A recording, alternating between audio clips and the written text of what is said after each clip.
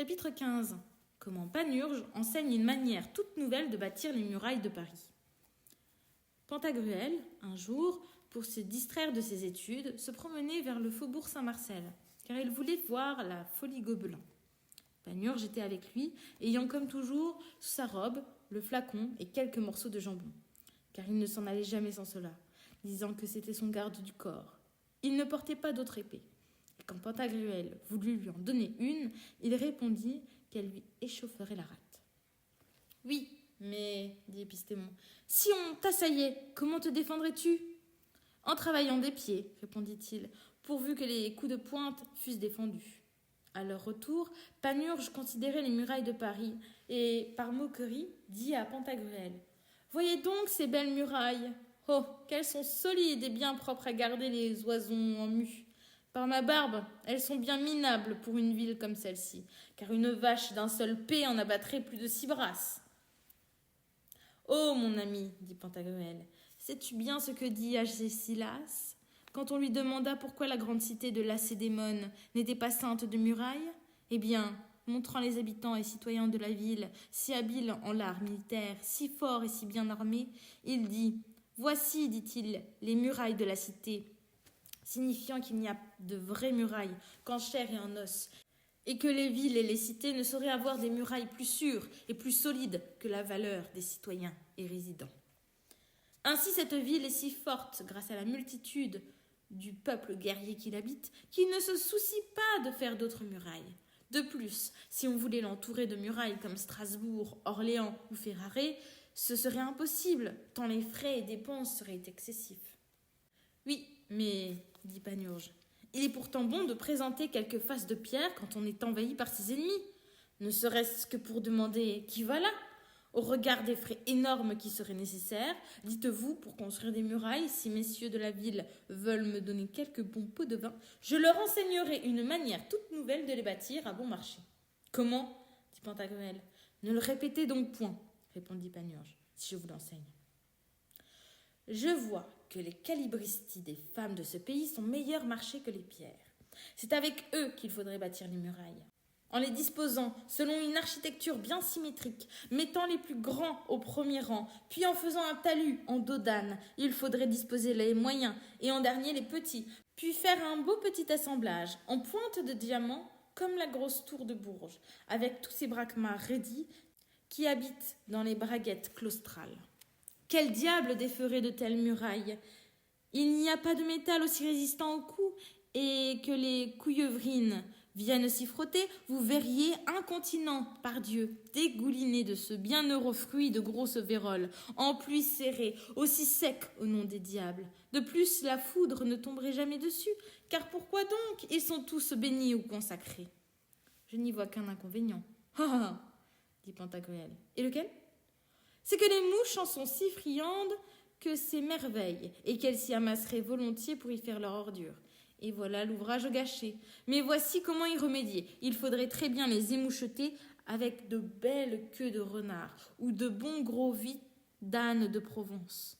Et à ce propos, je veux vous dire, tout en allant souper, un bel exemple cité par frère Lubin dans son livre des beuveries des mendiants. Au temps où les bêtes parlaient, il n'y a pas 3 jours, un pauvre lion, se promenant par la forêt de Bièvre, en disant ses oraisons, passa par-dessous un arbre, où un paysan, un charbonnier, était monté pour abattre du bois. Celui-ci, voyant le lion, lui jeta sa cognée et lui fit une énorme blessure à la cuisse.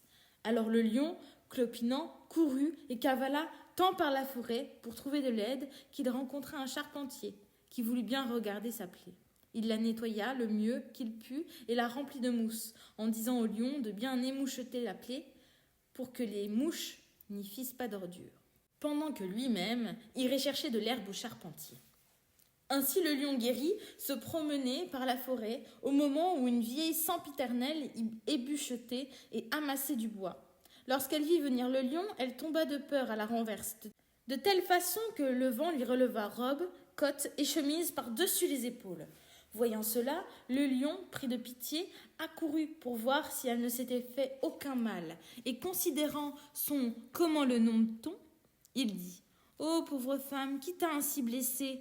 Et en disant cela, il aperçut un renard qui l'appela par ces mots. « Compère renard, oh, par là, c'est grave !» Quand le renard fut là, il lui dit « Compère, mon ami, on a fait une bien vilaine blessure à cette bonne femme entre les jambes, et on y constate manifestement une solution de continuité. Regarde comme la plaie est grande, depuis le cul jusqu'au nombril. Elle mesure 4 et même 5 empans et demi. C'est un coup de cognée. J'ai bien peur que la plaie ne soit vieille. Aussi, ainsi que les mouches ne s'y prennent pas, émouche-la bien fort. Je t'en prie, et dedans et dehors. Tu as une queue bonne et longue. Émouche, mon ami, émouche, je t'en supplie. Pendant ce temps, je vais chercher de la mousse pour mettre dans la plaie, car c'est ainsi qu'il faut nous secourir et nous entraider. Émouche fort, ainsi, mon ami, émouche bien, car cette plaie a besoin d'être longuement émouchée, autrement la patiente ne se sentira pas bien. Émouche donc bien, mon petit compère, émouche, Dieu t'a bien pourvu en queue. Elle est grande et grosse à souhait, émouche fort et ne te lasse pas. Un bon émoucheteur qui, en émouchetant continuellement, émouche son émouchoir, par mouche jamais ne sera amoché. Émouche, couillot, émouche, mon petit bedeau, je ne tarderai guère. Puis il va chercher une bonne quantité de mousse, et quand il fut un peu loin, il s'écria, en parlant au renard, « Continue à bien émoucher, compère, émouche, et ne te fatigue pas de bien émoucher, mon petit compère. Je te ferai nommer émoucheteur à gage de Don Pietro de Castille. Émouche seulement, émouche, et rien de plus. » Le pauvre renard émouchetait fort bien de ci, de là, dedans et dehors, mais la méchante vieille vessait et pétait, puant comme son diable. Le pauvre renard était bien mal à l'aise, car il ne savait de quel côté se détourner pour échapper au parfum des vestes de la vieille. Et tandis qu'il se tournait, il vit qu'au derrière, elle avait encore un autre trou, pas aussi grand que celui qui l'émouchait, d'où lui venait ce vent si puant et infect. Le lion finalement revient, en emportant plus de mousse que n'en contiendrait 18 balles. Et il commença à en mettre dans la plaie avec un bâton qu'il avait apporté. Il en avait déjà mis 16 balles et demie, et il s'ébahissait. Que diable, cette plaie est profonde, il y entrerait plus de 2 charretées de mousse.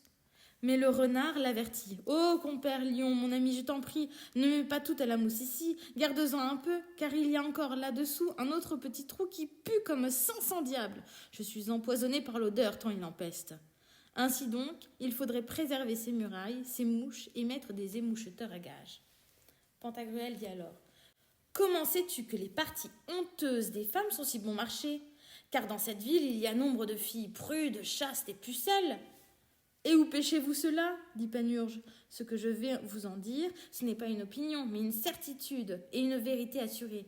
Si je me vante, ce n'est pas d'en avoir bourré 417 depuis que je suis dans cette ville, et il n'y a pas 9 jours. Mais ce matin, j'ai rencontré un brave homme qui, dans un bissac semblable à celui d'Ésopée, portait 2 petites fillettes de 2 ou 3 ans au plus, l'une devant, l'autre derrière.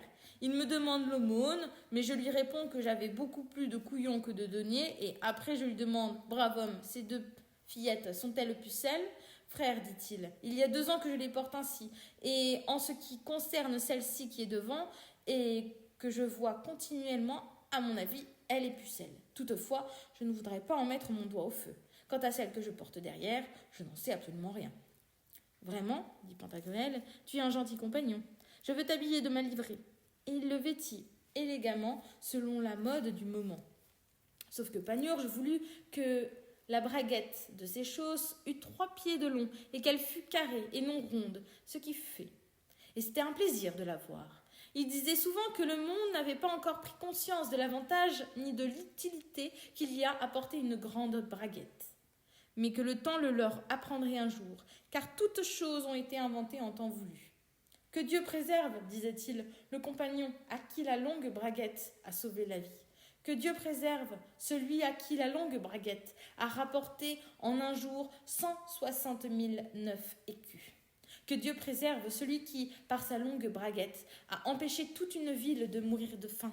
Et par Dieu, je ferai un livre intitulé « De l'utilité des longues braguettes » quand j'aurai plus de loisirs.